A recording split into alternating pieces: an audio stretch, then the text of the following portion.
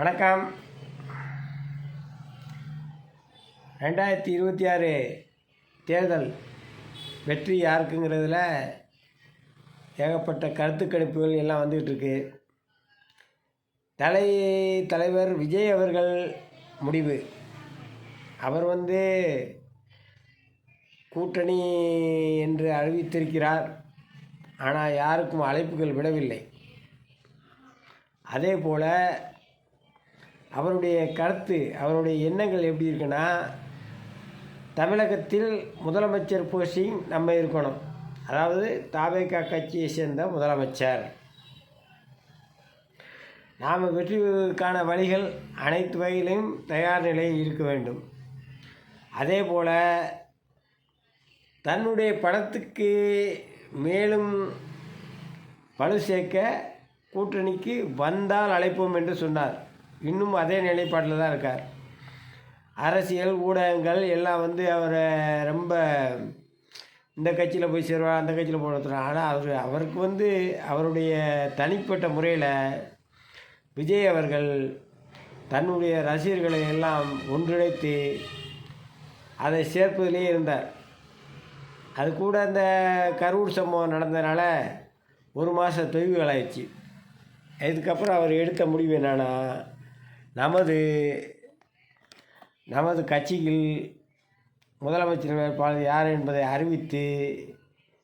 அறிவித்துவிட்டு பிறகு நம்ம தேர்தலை சந்திக்க இருந்தால் கூட்டணிகள் நிலவரம் நமக்குள் கட்டுப்பட்டு இருக்கும் என்பதுதான் அவருடைய முடிவு.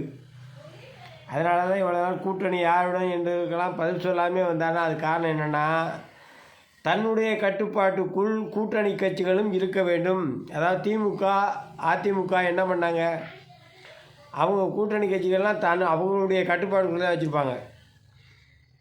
அதே மாதிரி நம்மளுடன் கூட்டணி சேர்பவர்கள் தன்னுடைய கட்டுப்பாட்டுக்குள் இருக்க வேண்டும். அதற்காகத்தான் இந்த நவம்பர் 5 கூடிய கூட்டத்தில், செயற்குழு கூட்டத்தில் தீர்மானத்தை நிறைவேற்றி தமிழக வெற்றி கழகத்தின் சார்பாக முதலமைச்சர் வேட்பாளர் திரு விஜய் அவர்கள்தான் அப்படிங்கிறத உறுதிப்படுத்தி செயற்குழு கூட்டத்தில் முடிவு பண்ணியாச்சு. இதே எப்போவுமே ரீசனாக பண்ணுறது. இப்போ முதலமைச்சர் விஜய்ங்கிறதில் அதாவது தவேகா கட்சி வெற்றி பெற்றால் முதலமைச்சர் விஜய்ங்கிறதுல எந்த வித குழப்பமும் இல்லை. அதே மாதிரி கூட்டணி சார்பான முடிவுகளையும் தலைவர் அவர்கள் எடுக்கலாம், எங்களுக்கு முழு சம்மதம் என்ற அந்த மாவட்ட செயலாளர்கள் சைன் எழுதி கொடுத்து விட்டார்கள். இது இருக்க சரி, இப்போ கட்சிகள் திமுகவை எதிர்த்து தான் அரசியல் செய்வதாக கூறியிருக்கிறார். அப்போ திமுக கட்சி கூட்டணியில் சேர முடியாது. சரி, பாஜக அதுவும் எதிர்கட்சி தான். பாஜக கூட கூட்டணியில் தெளிவாயிடுச்சு. அதிமுக எடப்பாடியார் அவர்கள் என்ன சொன்னாங்கன்னா, ஒருவேளை திமுக எதிர்ப்பு அப்படிங்கிறாரு, அதனால் நம்மளோட கூட்டணி சேரலாம் அப்படிங்கிறக்காகத்தான் அவர் இவ்வளோ நாளாக விஜய் வருவதற்கான வாய்ப்புகிறது. தாவேகா வந்தால் நாங்கள் பிள்ளையார் சொல்லி போடுகிறோம், பிள்ளையார் சொல்லி போடப்பட்டு விட்டது என்றெல்லாம் அவர் கூறினார். அவர் எதிர்பார்ப்பு என்னன்னா, அவர் முதலமைச்சர் வேட்பாளர், தாவேகா வந்தால் நம்ம ஏற்றுக்கொண்டு அவர்களுக்கு தகுந்த சீட்டுகளை வழங்குவோம், ஒரு 40 சீட்டு அப்படி வழங்கலாம் என்ற எண்ணத்தில் அவர் சொன்னார். ஆனால் முதலமைச்சர் வேட்பாளர் என்று அறிவித்ததற்கு பிறகு அவர்கள் நிலைப்பாடு மாறிவிட்டது. அப்போ திமுக, அதிமுக, பாஜக இந்த 3 கட்சிகளும் தமிழக வெற்றி கழகத்தோடு இணையதற்கு வாய்ப்பில்லை. அதே மாதிரி அந்த கட்சிகளோட கூட்டணி இருக்க கட்சிகளும் வாய்ப்பில்லை அப்படிங்கிற மாதிரி தான் இருக்குது. ஆனால் இதில் ஒரு ட்விஸ்ட் என்னென்னா, திமுகவில் இருக்கும் அதிருப்தி கட்சிகள் கூட்டணியில் திமுகவில் அதிருப்தி இருக்காங்க. திருமாவளவன் அவர்கள் மிக அதிருப்தியில் இருக்கார். கூட்டணி ஆட்சியில் பங்குனோடனே அவர் ஒரு நிலைப்பாட்டில் இல்லை. அதற்காக அவர் என்ன பண்ணார்னா, அவர் ஆதவர்ஜுனாவை உள்ளே அனுப்பி சொருகி விட்டு அதுக்கான வழிமுறைகள்லாம் நம்ம ஏற்கனவே பண்ண வச்சுருக்காரு. என்ன பண்ணியிருக்காங்க, ஆதவர்ஜுனா வந்து திருமாவளவன் கட்சியில் இருந்து விலகி தாவேகாவில் இணைந்தார். சரிதானே? ஆனால் 2 தினங்கள் கழித்து திருமாவளவனிடம் போய் ஆசி பெற்றார். ஏன் ஆசி பெற்றார்? நீங்கள் சொன்ன மாதிரி நான் போய் சேர்ந்துட்டேன், அது உங்களுக்கான ஏற்பாடெல்லாம் பண்ணி வைக்கிறேன், 2021 நம்ம சேர்த்துக்கலாம். இது ஒரு பாயிண்ட்டு. சரி, அதுக்கப்புறம் இன்னொரு இது இருக்குது. தாவேகா கட்சி ஆரம்பிக்கிறதுக்கு முன்னால் 1.5 ஆண்டுகளுக்கு முன்னால், அதாவது இது ஒரு 3 வருஷத்துக்கு முன்னாலேயே 3 வருஷத்துக்கு முன்னாலேயே ராகுல் காந்தியை சந்தித்து கட்சி ஆரம்பத்தை பற்றி காங்கிரஸில் தேரலாமல் கட்சி தனியாக ஆரம்பிக்கிறோமா, நான் கட்சி தனியாக ஆரம்பிக்கிறேன் என்று தகவல் சொல்லியிருக்கிறார். அது மாதிரி நீங்கள் கட்சி ஆரம்பித்து நடத்துங்க, நாங்கள் கூட்டணியில் வந்து சேருவோம் என்ற அவருடைய ஒரு பேச்சு. இதெல்லாம் ஏற்கனவே ஒரு முடிவு. அதேபோல் கம்யூனிஸ்ட் கட்சிகள் வந்து நிலைப்பாடு ஒன்றில் இல்லை. ஆனால் கம்யூனிஸ்ட் கட்சிகள் வந்து அப்படி டிஎம்கேலேருந்து விலகினா கூட ஏடிஎம்கேல தான் சேருவாங்க. ஏன்னா இப்போ கம்யூனிஸ்ட்டுங்களுக்கு வந்து ஓட்டுக்கள் கம்மி, கம்யூனிஸ்ட் கட்சி ஆளுங்களே கம்மியாக போயிட்டாங்க. கிட்டத்தட்ட அதாவது 80களெல்லாம் பார்த்தா கம்யூனிஸ்ட் கட்சி எங்கே பார்த்தாலும் போராட்டம்னா அவங்க தான் அந்த துண்டை போட்டு நிற்பாங்க. இப்போ போராட்டம் பண்ணுற ஆளுங்களில் போராட்டங்கிறதும் இல்லை, அவங்க போராடவும் இல்லை, கம்யூனிஸ்ட்டும் இல்லை. அதனால் கம்யூனிஸ்ட் கட்சி அந்த வசூல் பண்ண பணம் அதெல்லாம் இருக்கிறத வச்சு அவங்க ஏதோ கட்சியை நடத்திக்கிட்டு இருக்காங்க பெரியவங்களாம் சேர்ந்து. அவர்கள் முடிவெடுத்து ஏதாவது ஒரு 2 சீட்டை கேட்டுட்டு திமுகவிலையோ அதிமுகவிலையோ தான் இணைவாங்க. திமுகவில் இருக்காங்க, அப்படியே கூட இருந்துக்குருவாங்க.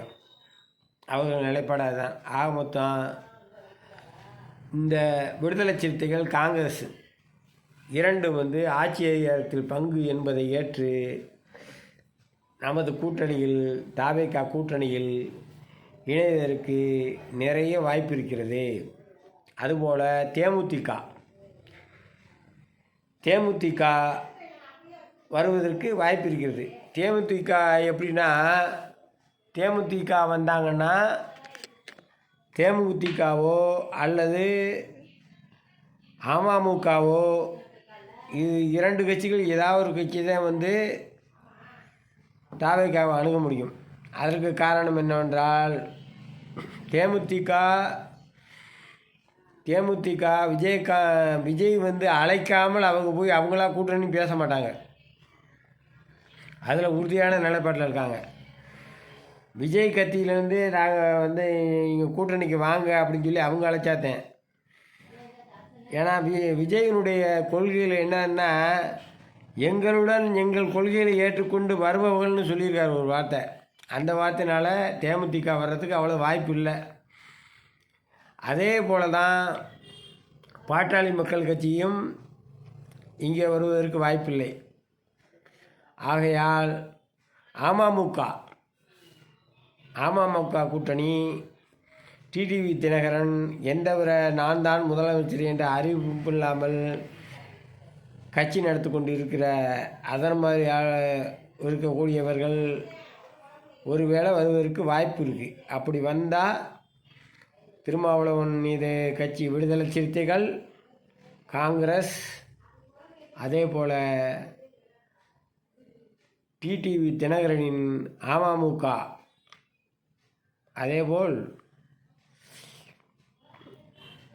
சீமானவர்கள் சொல்ல வேணாம், அவர் தனியாகத்தே நிற்பார். அதனால் இந்த 3 கட்சிகள் இணைவதற்கு வாய்ப்பு இருக்கிறது என்பதை மிக தெளிவாக தெரிகிறது நம் கண்முன்னே.